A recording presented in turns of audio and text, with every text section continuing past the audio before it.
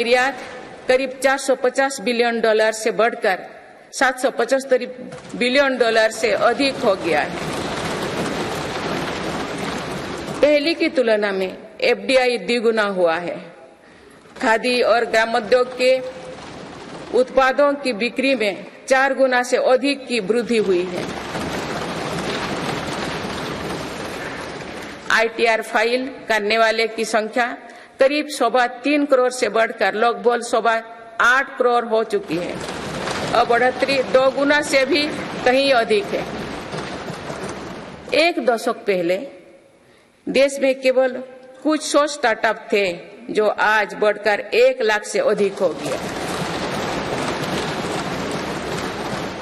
साल में 94,000 कंपनियां रजिस्टर हुई थी। पिछले वर्ष ये संख्या 1,60,000 तक पहुंच चुके हैं। दिसंबर 2017 में 98 लाख से लोग जीएसटी देते थे। आज इनकी संख्या 1,40,00,000 है। 2014 से पहले के 10 वर्षों में लगभग 13 करोड़ वाहन बिके थे। पिछले 10 वर्षों में देशवासियों ने 21 करोड़ से अधिक वाहन खरीदे हैं। 2014-15 में लगभग 2,000 इलेक्ट्रिक वाहन बिके थे, जबकि 2023-24 में दिसंबर माह तक ही लगभग 15 लाख इलेक्ट्रिक वाहन बिक चुके हैं। माननीय सदस्यगण, बीते दशक में मेरी सरकार ने सुशासन और पारदर्शिता को हर व्यवस्था का मुख्य आधार बनाया है। इसी का परिणाम है कि हम बड़े आर्थिक सुधारों के साक्षी बने हैं। इस दौरान देश को इंसॉल्वेंसी एंड बैंकरप्सी कोड मिला है। देश को जीएसटी के रूप में एक देश एक टैक्स कानून मिला है। मेरी सरकार ने माइक्रो इकोनॉमिक स्टेबिलिटी में भी सुनिश्चित की है। 10 वर्षों में कापेक्स 5 गुना बढ़कर 10 लाख करोड़ हो गया है। साथ ही फिजिकल डेफिसिट भी नियंत्रण भी में है। आज हमारे फॉरेक्स रिजर्व्स 600 अरब डॉलर से ज्यादा है।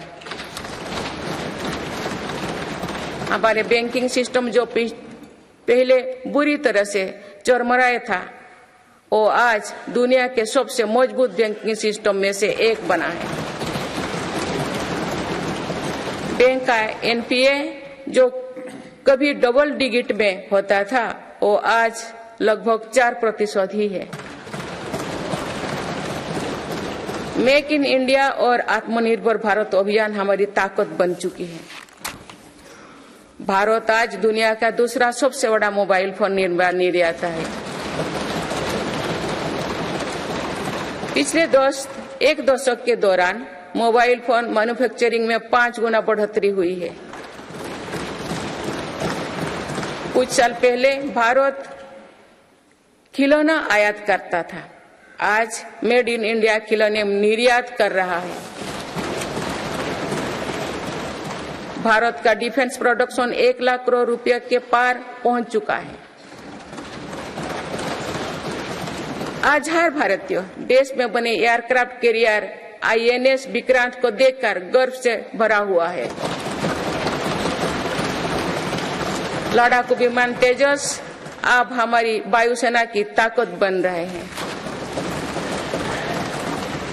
C295 ट्रांसपोर्ट एयरक्राफ्ट का निर्माण भारत में होने जा रहा है।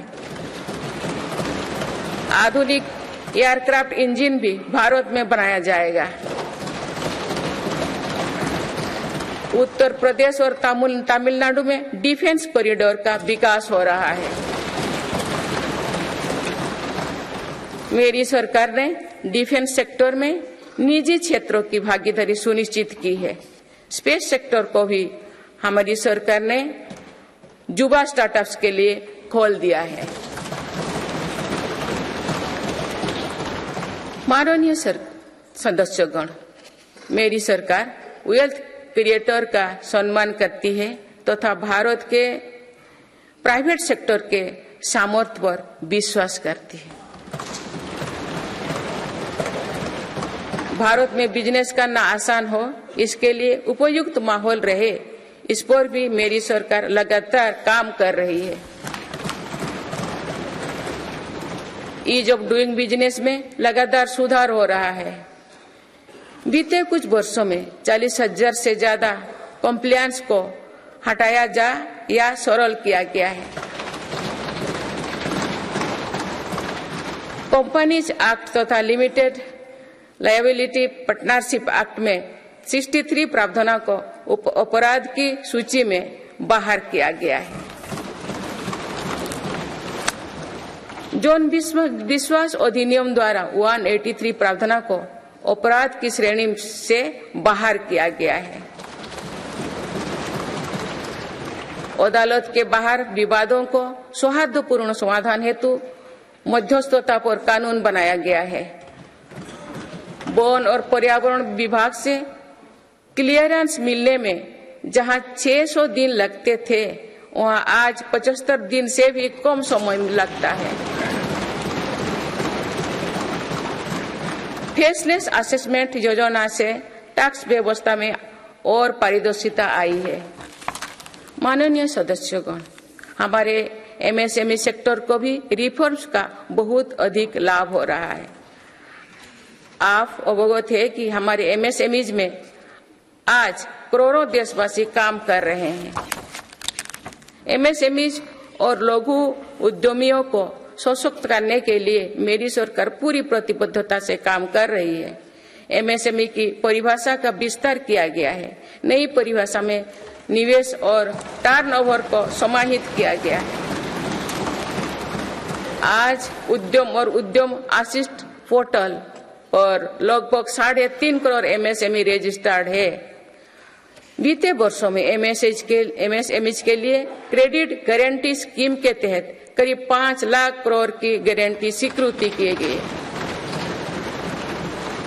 ये 2014 से पहले के दशक से 6 गुना अधिक है। माननीय सदस्यगण, मेरी सरकार का एक और बड़ा रिफॉर्म डिजिटल इंडिया का निर्माण है। डिजिटल इंडिया ने भारत में जीवन और बिजनेस दोनों को बहुत आसान बना दिया है। आज पूरी दुनिया मानती है कि ये भारत की बहुत बड़ी उपलब्धि है। विकसित देशों में भी भारत ऐसा डिजिटल सिस्टम नहीं है। गांव में भी सामान्य खरीद बिक्री डिजिटल तरीके से होगी, ये कुछ लोगों की कल्पना से भी परे था। आज दुनिया के कुल रियल टाइम डिजिटल लेन देन का 46% भारत में होता है।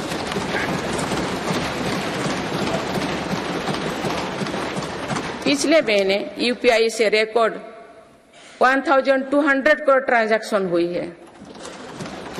इसके तहत 18 लाख करोड़ रुपया का रिकॉर्ड लेन देन हुआ है।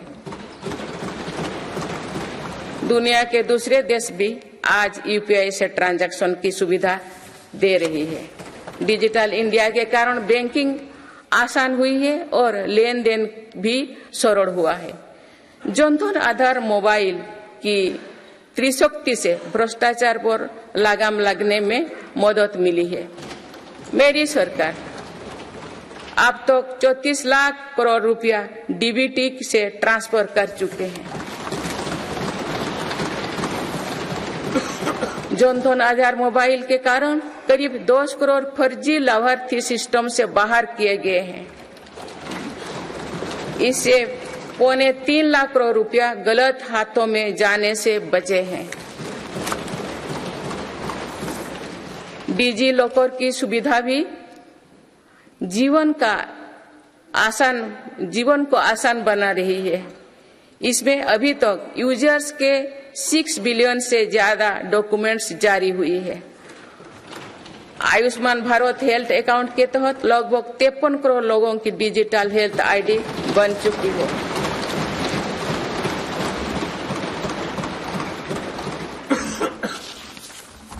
माननीय सदस्यगण, डिजिटल के साथ साथ फिजिकल इंफ्रास्ट्रक्चर पर भी रिकॉर्ड निवेश हुई है। आज भारत में ऐसा इंफ्रास्ट्रक्चर बन रहा है जिसका सपना हर भारतीय देखता था। पिछले 10 वर्षों के दौरान गांवों में 4.25 लाख किलोमीटर नई सड़कें बने हुए हैं। नेशनल हाईवे की लंबाई 90,000 किलोमीटर से बढ़कर 1,40,000 किलोमीटर हुई है। 4 लेन नेशनल हाईवे की लंबाई 2.5 गुना बढ़ी है। हाई स्पीड कॉरिडोर की लंबाई 500 किलोमीटर थी जो आज 4,000 किलोमीटर है। एयरपोर्ट की संख्या 74 से 2 गुना बढ़कर 149 हो चुकी है। देश के बड़े बंदरगाह पर कार्गो हैंडलिंग कैपेसिटी 2 गुना हो गई है। ब्रॉडबैंड इस्तेमाल करने वालों की संख्या में 14 गुना बढ़ोतरी हुई है। देश को लगभग 2 लाख गांव पंचायत को ऑप्टिकल फाइबर से जोड़ा जा चुका है। 4 लाख से अधिक कॉमन सर्विस सेंटर भी खुले हैं जो रोजगार का बड़ा माध्यम बने हैं। देश में 10,000 किलोमीटर गैस पाइपलाइन भी बढ़ाई गई है। One nation one power grid से बिजली की व्यवस्था में सुधार हुआ है।